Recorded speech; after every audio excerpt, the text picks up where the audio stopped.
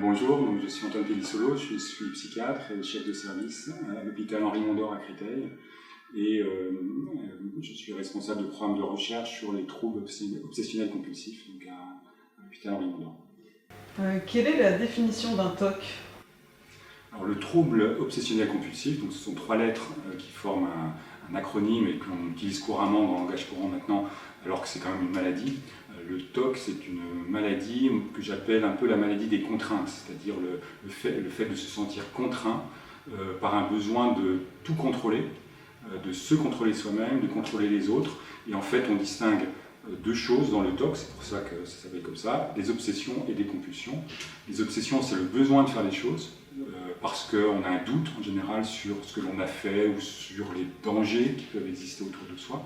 Et la compulsion, c'est l'acte qui permet de se rassurer en général pour calmer ce doute. Donc, très simplement, une obsession par exemple, c'est j'ai fait une erreur, j'ai oublié quelque chose, j'ai mal fermé ma porte par exemple, et ça va me revenir comme ça à l'esprit en permanence. Donc une obsession, c'est une idée qui revient toute seule alors qu'on ne souhaite pas penser à cette chose. Et puis une fois qu'on a cette idée qui revient, qui est angoissante en général, parce qu'on imagine des risques importants, on se sent obligé de faire donc une compulsion. Et la compulsion, c'est l'acte qui est souvent exagéré, excessif dans ses objectifs et dans ses répétitions, qui vise juste en fait à se rassurer sur, par exemple, j'ai oublié de fermer la porte, donc je vais vérifier que j'ai fermé ma porte. Et le propre d'un TOC, c'est que ça ne suffit pas. C'est que même quand on sait qu'on l'a fait une fois, l'obsession revient et on se sent obligé, même si on a vraiment la certitude que c'est probablement pas nécessaire, on se sent obligé de refaire les choses. Donc ça peut concerner ces vérifications, ça peut concerner aussi tout ce qui a un trait avec la contamination, on dit la souillure, la propreté, avec le doute sur le fait qu'on soit propre ou pas propre, que les choses soient sales ou pas sales. Et ça conduit à des compulsions de lavage, de nettoyage, et également à des conduites d'évitement, comme on dit, c'est-à-dire à l'impossibilité de toucher les choses, donc une espèce de phobie du contact. Ça, c'est les principales thématiques du trouble obsessionnel. Il y en a plein d'autres, sous différentes formes, qui sont un petit peu plus compliquées à comprendre et à expliquer, mais les deux principales, c'est ça. Première partie de ce séminaire concernant le diagnostic de la maladie. À partir de quels signes peut-on qualifier un comportement de TOC? Alors, on parle de troubles, donc de maladie, TOC, à partir d'éléments un petit peu excessifs par rapport à la normale. Parce qu'effectivement, on a tous des idées qui viennent, on a tous des manies, puisque ça peut ressembler à ça. Elles ne sont pas du tout graves. Elles sont pathologiques quand elles prennent trop de temps dans la vie de la personne. C'est-à-dire qu'au lieu de faire les choses une fois, on les fait 3 fois, 4 fois, parfois 10 fois. Au lieu de pouvoir chasser ces idées-là, passer à autre chose, elles reviennent toutes seules pendant, on dit nous, au moins 1 heure par jour. Donc le temps que l'on passe à ces obsessions ou à ces compulsions, donc au moins 1 heure par jour, et également le stress que ça provoque, puisque quand on a ces idées en tête, on a toujours peur de quelque chose. Souvent ce sont des choses graves, on a peur des maladies, on a peur des erreurs graves, des accidents qui pourraient survenir, et toujours par sa faute. Donc, vous voyez, c'est quand même quelque chose d'assez lourd en termes de sentiment, de responsabilité, de culpabilité souvent, et ça fait la différence avec des petites manies qu'on a tous, des habitudes ou des petites préoccupations qu'on a tous. Là, on est quand même dans quelque chose de pathologique parce que ça perturbe la personne. Peut-on détecter soi-même ces TOC? Alors pour faire le point sur ses propres comportements, ce n'est pas toujours simple parce qu'effectivement, au départ, on a l'impression que ce que l'on fait, c'est assez justifié.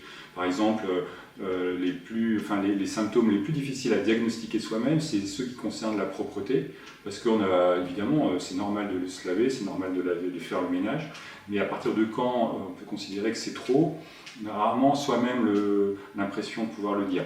Alors on sait que quand on est épuisé parce qu'on a nettoyé tout pendant des heures et des heures, là on peut se rendre compte que c'est difficile, mais c'est souvent les autres qui viennent dire là vraiment c'est trop. Alors pour les autres types d'obsessions, ça peut être aussi assez difficile parce qu'on ne se rend pas compte toujours du temps que l'on y passe, les perturbations que ça peut avoir. C'est vraiment souvent après des mois, voire des années, qu'on finit par se dire là vraiment c'est trop. Donc malheureusement, quand on n'est pas informé, et c'est ça l'intérêt de faire l'information, quand on n'est pas informé, on a souvent du mal, et ça prend quelques mois, voire quelques années pour se dire là j'ai un problème et il faut peut-être demander de l'aide. Et l'aide, ça peut être simple, hein, d'aller voir son médecin, d'aller voir un psychologue pour ne serait-ce qu'avoir un diagnostic de la situation. Seconde partie de ce séminaire, description et évolution de la maladie. Quelle est la différence entre un TOC et une habitude tenace? Alors donc le trouble obsessionnel, c'est vraiment une maladie qui est définie par l'excès de contrôle que l'on veut s'imposer sur soi-même, sur ses pensées. Une habitude tenace, en général, c'est une bonne habitude, en général, qu'on a prise à un moment donné, qui a pu servir à quelque chose et qui s'est installée, qui parfois devient un peu rigide. Donc il peut avoir des inconvénients, mais souvent des inconvénients assez légers. Un TOC, c'est vraiment la cause d'une souffrance. Donc si d'une part vous faites toujours les mêmes choses effectivement de manière répétitive, de manière inflexible, et que ça vous perturbe, vraiment vous, ou parfois les autres, ou les deux, là on peut craindre quelque chose d'anormal. Les TOC évoluent-ils avec l'âge? Alors l'évolution du trouble se fait souvent assez tôt dans la vie, c'est-à-dire qu'en moyenne, le TOC apparaît soit dans l'enfance, soit dans l'adolescence, et jusqu'à 20-25 ans. Donc ça dépend des personnes. Ça commence plus tôt chez les garçons d'ailleurs que chez les filles, en moyenne. Ça peut arriver plus tard, donc c'est pas du tout aberrant de voir des troubles obsessionnels apparaître vers 30, 40, 50 ans, mais c'est quand même plus rare. Ensuite, tout est possible, c'est-à-dire que soit ça va durer quelques mois et puis rentrer dans l'ordre, c'est souvent le cas chez les petits-enfants quand même, où c'est quasiment parfois presque normal, même si ça peut être une perturbation à un moment donné, donc rentrer dans l'ordre rapidement, ou alors durer, et c'est là que c'est le plus embêtant, ça peut durer des mois, voire des années, et chez certaines personnes dans les cas les plus graves, ça va quasiment durer toute la vie. Donc c'est difficile de le prédire, en tout cas à l'avance, mais on peut dire que ça peut souvent durer plusieurs années, se calmer à certains moments, mais revenir. Les TOC sont-ils reconnus comme maladies invalidantes? Oui, alors le trouble obsessionnel, par définition, si on parle de maladie, c'est qu'il y a une perturbation. Alors le niveau de handicap est très variable. Il peut être léger, hein, si on a un TOC effectivement peu intense, où vous allez passer au total 1 heure par jour à faire des choses un petit peu excessives, mais ça ne va pas vous perturber complètement toute votre vie quotidienne. Et on a malheureusement aussi des personnes qui sont très gênées dans la vie quotidienne avec un handicap quasiment total pour certaines, donc qui ne peuvent pas travailler, qui peuvent difficilement sortir de chez elles pour plein de raisons, le problème de ce contact avec les autres, avec les choses à l'extérieur. Donc oui, ça peut être très invalidant. En moyenne, on peut dire que ça crée un certain niveau de handicap qui reste tolérable pour quand même vivre dans la vie de tous les jours. Existe-t-il un lien entre les TOC et le trouble bipolaire? Il peut y avoir un lien entre le TOC et le trouble bipolaire, c'est-à-dire qu'on voit un peu plus de personnes souffrant de TOC parmi les personnes souffrant également de trouble bipolaire. Et dans ce cas-là, c'est plus compliqué parce que les deux maladies vont interférer l'une avec l'autre. Pour le traitement, ça va être aussi plus compliqué. Mais ce n'est pas systématique. Hein. Toutes les personnes ayant un TOC n'ont pas un trouble bipolaire et inversement, la coexistence est probablement un peu plus fréquente que le hasard, on dira, mais les deux maladies restent deux maladies différentes. Les troubles alimentaires tels que l'orthorexie, l'anorexie ou la boulimie sont-ils des TOC?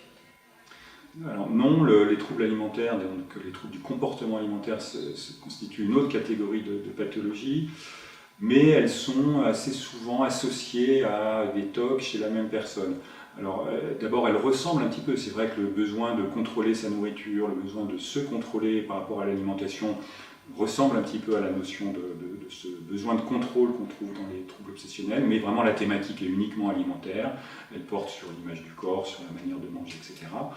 Donc ce sont quand même deux choses différentes, mais là aussi, comme avec le trouble bipolaire, on trouve plus de personnes ayant un TOC chez les personnes souffrant de troubles alimentaires que dans la population générale. Donc il y a sûrement des liens dans les facteurs probablement de personnalité et les facteurs biologiques probablement qui sont en cause dans les deux pathologies. Les tics nerveux peuvent-ils se soigner comme les TOC?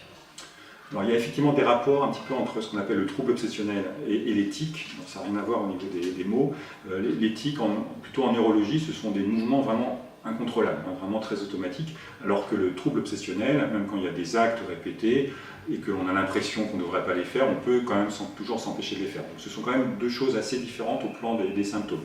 Mais certaines personnes ont à la fois un trouble obsessionnel et des tics plus ou moins graves, et ça peut aller jusqu'à ce qu'on appelle la maladie de Gilles de la Tourette, qui est un syndrome très complexe et qui souvent est associé à des TOC.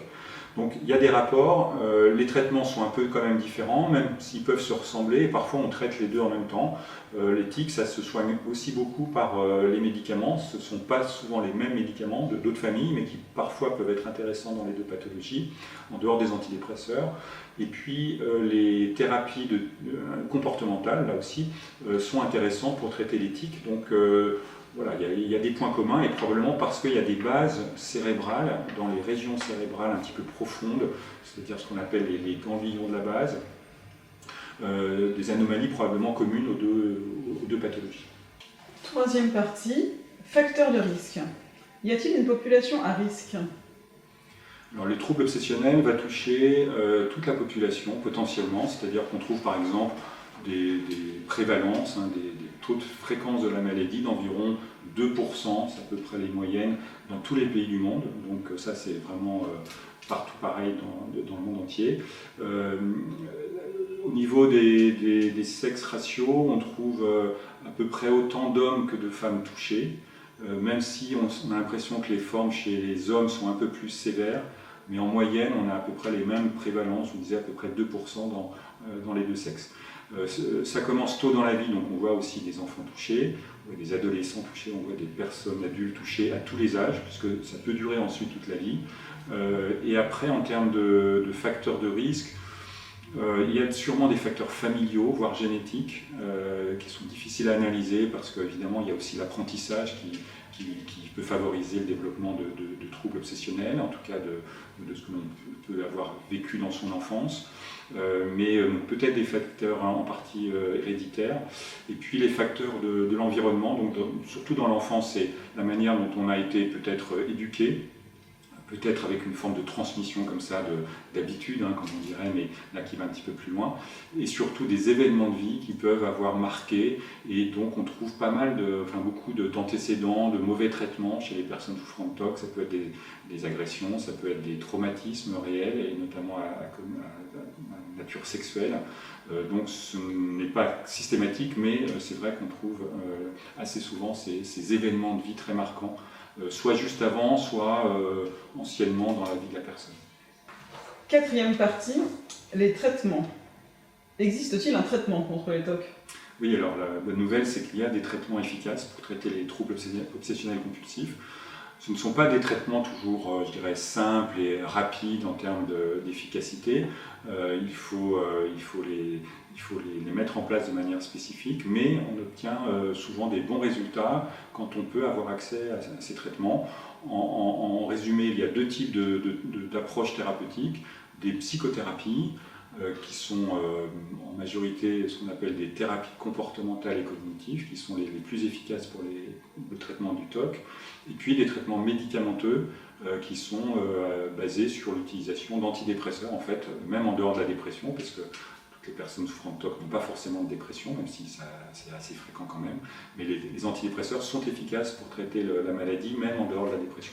Et les deux volets, la psychothérapie et les traitements médicamenteux, peuvent être utilisés soit séparément, là c'est le médecin et la personne elle-même qui doivent le décider, soit ensemble. C'est souvent ça qui donne le meilleur résultat, quand on peut souvent commencer par le traitement médicamenteux et ensuite enclencher le traitement par la thérapie comportementale, donc en majorité, pour ensuite pouvoir arrêter le traitement médicamenteux après plusieurs mois. Tout ça, ça se fait sur la durée, mais on peut obtenir des réductions assez nettes des symptômes, et parfois une guérison complète de ces symptômes. À partir de quand doit-on envisager un traitement? Alors, le traitement va évidemment se décider en fonction du souhait de la personne, du niveau de gêne qu'elle ressent, parce que évidemment la décision revient à la personne elle-même. Mais le médecin va évidemment lui donner des informations sur ce qui est possible. En premier lieu, la plupart du temps, si on peut commencer par un traitement psychothérapeutique, c'est-à-dire le plus naturel possible, c'est quand même mieux. Et je pense qu'à partir du moment où on souffre d'un TOC, on peut justifier l'intérêt d'une psychothérapie. Donc si la personne se sent motivée pour le faire, c'est vrai que ça demande un petit peu d'engagement, donc on ne peut pas le faire à la légère, mais à partir du moment où il y a une souffrance et une gêne, je pense que ça peut justifier d'une psychothérapie. Le traitement médicamenteux, je pense qu'on peut le réserver plutôt à des gens qui sont qui ont des symptômes vraiment sévères, qui sont très gênants dans la vie quotidienne, parce que bon, ça oblige à prendre un traitement tous les jours, il peut y avoir quelques effets secondaires qui ne sont pas très graves le plus souvent, mais qui peuvent être un petit peu gênants. Et donc on préfère avoir recours d'abord aux psychothérapies, et si ça ne suffit pas, ou si la thérapie ne marche pas complètement ou ne peut pas être mise en place, le traitement antidépresseur peut se justifier. Et encore une fois, je vous dis, ça dépend aussi de la préférence de chaque patient. Il y en a certains qui préfèrent les médicaments, d'autres non, donc c'est vraiment à décider de manière individuelle. Les médicaments destinés au traitement des TOC sont-ils aussi parfois utilisés pour d'autres maladies? Oui, alors les traitements qu'on utilise donc, dans le traitement du TOC, ce sont des antidépresseurs. Et les antidépresseurs, par définition, au départ, ce sont des traitements de la dépression, mais aussi d'autres troubles anxieux, comme les troubles phobiques. Dans certaines phobies, notamment les phobies sociales, on les utilise aussi. Donc c'est ça d'ailleurs qui fait l'intérêt de ces médicaments. Quand on a un TOC, et parfois on a d'autres troubles associés, une dépression, une autre forme d'anxiété pathologique, des attaques de panique, des choses comme ça, là l'intérêt c'est qu'un seul médicament, quasiment, agir sur ces différents symptômes. Donc là, ça peut être intéressant. Mais sinon, ce sont vraiment des traitements qu'on peut appeler aussi des anti-obsessionnels, des anti-TOC, parce qu'ils agissent vraiment sur ces symptômes-là. En tout cas, certains antidépresseurs, je ne l'ai pas dit, mais ce sont les antidépresseurs en général qui agissent sur la sérotonine, qui sont une certaine famille d'antidépresseurs actuels. L'intensité et la fréquence de ces troubles peuvent-elles être améliorées par la prise régulière de compléments de magnésium et vitamine B6? Alors les traitements un petit peu comme ça, complémentaires on peut dire, n'ont pas été validés pour traiter efficacement les TOC. Bon, quand il y a des déficits, alors ça c'est des examens qui peuvent le dire, évidemment il faut les traiter. Ils peuvent être un petit peu en cause dans certaines fragilités psychologiques, mais bon, je pense que dans la majorité des cas, ces traitements-là ne vont pas suffire quand on n'a pas une maladie particulière en rapport avec ces déficits et quand on n'a pas le traitement spécifique du TOC qui sont ce qu'on a dit, c'est les médicaments antidépresseurs et les thérapies. Donc ce sont traitements complémentaires. Bon, à mon avis, donc il faut peser l'intérêt parce que souvent ils ne vont pas apporter grand-chose. Quelle importance accordez-vous aux médecines complémentaires, par exemple l'hypnose ou la sophrologie, dans la prise en charge des TOC? Alors, comme pour la plupart des troubles psychiques, c'est vrai que certaines personnes ont recours aussi, soit en même temps qu'un traitement un peu classique, soit en premier lieu à des approches, on peut dire, diversifiées, complémentaires, effectivement. L'hypnose, par exemple, qui attire beaucoup de personnes, jusqu'à présent n'a pas non plus fait ses preuves, je dirais, dans le traitement du TOC, donc il n'y a rien à en attendre de manière en tout cas systématique. Alors pour certaines personnes, ça va être utile, en tout cas avec des thérapeutes qui ont l'habitude de traiter les TOC, peut-être aussi par d'autres méthodes associées à l'hypnose, donc dans ce cas-là, c'est une approche un petit peu globale. Mais je crois que pour l'instant, on ne peut pas dire que ce sont des traitements efficaces contre le TOC, et les autres approches peut-être plus diversifiées, qui passent par une approche du corps, une approche du traitement du stress, de l'anxiété, la sophrologie, diverses formes d'activité physique, sont sûrement utiles pour le bien-être et donc pour améliorer ses défenses, on peut dire, contre ces troubles, mais ils ne vont pas traiter le trouble, encore une fois. Je pense que ça va être un complément intéressant lorsque la personne en ressent le besoin, surtout qu'en général, ce n'est pas très dangereux, ça peut se faire aussi de manière assez intégrée à la vie quotidienne. Mais là aussi, quand on a un TOC un peu sévère, il ne faudrait pas s'en tenir qu'à ça, parce que en général, ça ne suffit pas. Peut-on ne plus avoir de TOC sans traitement, avec un suivi psychiatrique ou psychologique seulement? Oui, alors comme je l'ai dit, les traitements médicamenteux peuvent être utiles, mais pas toujours indispensables. Ça dépend de la gravité et puis de la nature du trouble.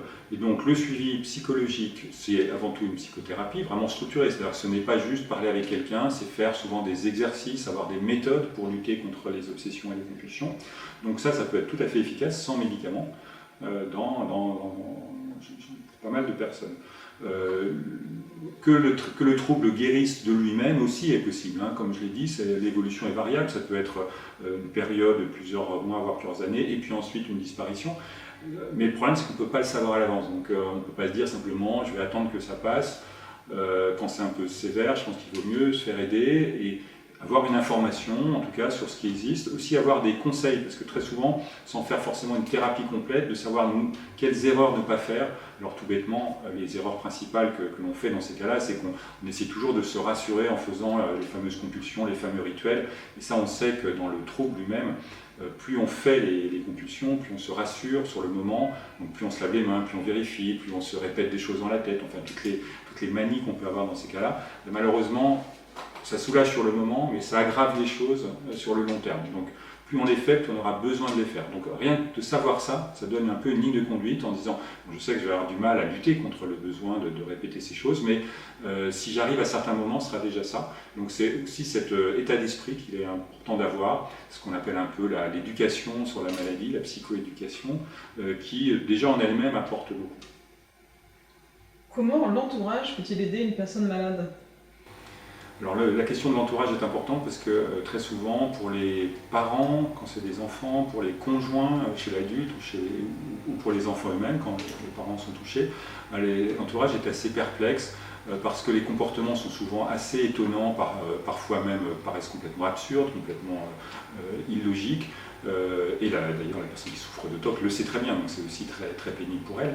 Mais en pratique, les entourages ne savent pas trop comment réagir entre vraiment rappeler le fait que ça ne sert à rien, que c'est inutile, etc., qui est souvent mal pris par les personnes souffrant de TOC parce qu'elles le savent bien et elles ne savent pas comment lutter contre.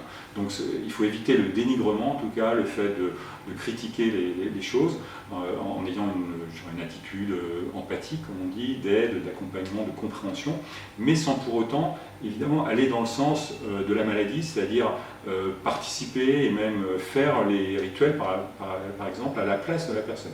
Parce que ça, c'est ce qu'on voit assez souvent, par exemple, chez les enfants, qui disent bon, c'est pas assez propre, il faut que tout le monde nettoie, par exemple, ou je suis pas sûr de ça, il faut m'aider à recommencer. Et là, on sait que malheureusement, comme je l'ai dit tout à l'heure, ça risque d'aggraver les choses. Donc il faut trouver un juste milieu entre soutenir la personne, mais l'aider aussi à combattre son trouble. En général, on ne peut pas le faire soi-même tout seul au début. Et c'est là que dans la thérapie, souvent, on propose aux familles d'être associées d'une manière ou d'une autre, en tout cas d'être informées sur ce qu'il faut faire ou ne pas faire. Donc dans ces cas-là, on peut construire une alliance en fait, avec la famille et ça leur donne des clés de compréhension parce qu'au départ, encore une fois, il y a parfois des vraies tensions, voire des conflits qui peuvent être créés par ce trouble, notamment quand il dure longtemps et qu'il impacte vraiment dans la vie quotidienne. Ça peut être vraiment la vie de tous les jours, la manière dont on mange, dont on se lave, dont on tient la maison, dont on sort. Enfin, ça peut être des choses qui ont un impact fort sur la vie quotidienne. Les TOC peuvent-ils disparaître définitivement ? Oui, alors l'évolution, donc je le disais, est variable parfois, surtout chez l'enfant. Encore une fois, ça peut durer 6 mois, 1 an, par exemple entre 9 et 10, 11 ans, et puis disparaître. C'est ce qu'on appelle des formes développementales, probablement liées à un état du développement de l'enfant. Chez l'adulte, c'est rare que ça apparaisse et que ça disparaisse, en tout cas une fois que c'est là depuis quelques mois, s'il n'y a pas d'autres facteurs, parce que parfois les TOC aussi sont plutôt les signes d'une dépression, dans ce cas-là qu'il faut traiter, ou d'une autre difficulté. Mais la disparition totale, c'est-à-dire une guérison définitive sans jamais de risque que ça revienne, c'est assez rare. Ça existe, je pense qu'on peut être optimiste quand même pour certaines personnes, mais c'est plutôt rare et donc c'est bien d'avoir des outils pour lutter contre. Où en est la recherche médicale concernant les TOC ? Il y a beaucoup de recherches menées sur les troubles obsessionnels depuis une trentaine d'années, c'est-à-dire depuis qu'on a vraiment décrit le trouble, et un peu dans tous les domaines. Alors, les recherches les plus actives et je dirais les plus intéressantes sont de nature, on peut dire, neuroscientifique, les neurosciences, qui nous ont permis de comprendre à la fois, en partie, pas les causes de la maladie, mais au moins beaucoup de mécanismes de la maladie au niveau cérébral. On sait que dans le cerveau des personnes souffrant de TOC, il n'y a pas des anomalies comme ça visibles à l'œil nu, des malformations par exemple, mais on sait qu'il y a des fonctionnements un petit peu anormaux, par exemple dans les systèmes qui contrôlent le doute, les questions qu'on peut se poser et la manière de se contrôler soi-même. Donc par exemple, de vérifier des choses ou pas. On sait que le cerveau, dans ces cas-là, est un peu modifié quand on souffre de TOC. Donc il y a une base biologique qui est maintenant bien connue, parce qu'on peut le voir chez l'animal parfois, dans les études de laboratoire, mais aussi chez l'homme avec l'imagerie cérébrale qui existe depuis maintenant une vingtaine d'années. On voit les dysfonctionnements du cerveau. Et donc ça peut en plus déboucher sur des traitements, puisque en gros les gros progrès qui ont été faits au cours des dernières années, je pense, avec des applications thérapeutiques assez directes, c'est de pouvoir agir sur le cerveau lui-même, en plus des autres méthodes dont on a parlé, les traitements médicamenteux, les psychothérapies. On sait maintenant, dans certains cas, et ça reste encore de la recherche, mais agir sur le cerveau lui-même, par exemple avec des stimulations cérébrales par l'implantation d'électrodes à l'intérieur du cerveau. Ce sont des protocoles de recherche maintenant que nous menons, notamment en France depuis une quinzaine d'années maintenant, avec des très bons résultats chez certaines personnes qui ont évidemment une forme très grave de la maladie, parce que ça justifie dans ces cas-là qu'on fasse une opération chirurgicale, même si elle est bien maîtrisée, elle comporte certains risques, on ne peut pas le faire de manière courante, mais qui, par ce biais-là, permettent vraiment parfois de faire disparaître quasiment tous les symptômes. Donc ce sont des pistes très prometteuses sur éventuellement même ensuite d'élargir avec d'autres méthodes moins invasives, moins lourdes, mais en tout cas beaucoup de progrès ont été faits dans ce sens-là sur la compréhension et donc le traitement du TOC. Et puis il y a d'autres pistes maintenant qui passent beaucoup par des pistes sur l'inflammation cérébrale, sur le système immunitaire probablement. Il y a des facteurs comme ça qui sont biologiques et qui sont liés à un dysfonctionnement du système immunitaire et inflammatoire, qui peut-être là aussi pourront déboucher sur des nouveaux traitements dans l'avenir, parce que c'est vrai qu'il y a quand même, on va dire, à peu près un bon tiers de personnes souffrant de TOC qu'on n'arrive pas encore à guérir, ou en tout cas à soigner suffisamment. Donc on a encore pas mal de travail sur les recherches pour ces formes de TOC graves et souvent un petit peu résistantes. Donc quel serait l'intérêt d'une cohorte TOC dans Compare ? Alors, je crois qu'on a toujours intérêt à avoir des données à la fois précises et surtout évolutives sur ces troubles qui sont des troubles chroniques quand même, et surtout des troubles, on peut dire, multifactoriels, c'est-à-dire pour lesquels il y a des facteurs psychologiques, des facteurs biologiques et des facteurs souvent liés à l'environnement de vie. Et si on pouvait avoir un recueil précis et je dirais suivi sur le long terme de tous les facteurs qui influent sur la maladie et aussi sur la réussite des traitements, on aurait sûrement les moyens d'améliorer beaucoup les choses. Donc, et surtout sur des grands nombres pour pouvoir avoir une variété, je dirais, de formes un peu différentes. On a, nous, des travaux de recherche dans ce sens-là sur des cohortes, je dirais, assez limitées, surtout sur des personnes qui sont déjà prises en charge dans nos services, mais je pense qu'on a encore besoin d'élargir ce type de population pour avoir un regard plus exhaustif sur les différents types de la maladie. Rejoignez Compare et, ensemble, faisons avancer la recherche sur les maladies chroniques. Rendez-vous sur compare.aphp.fr.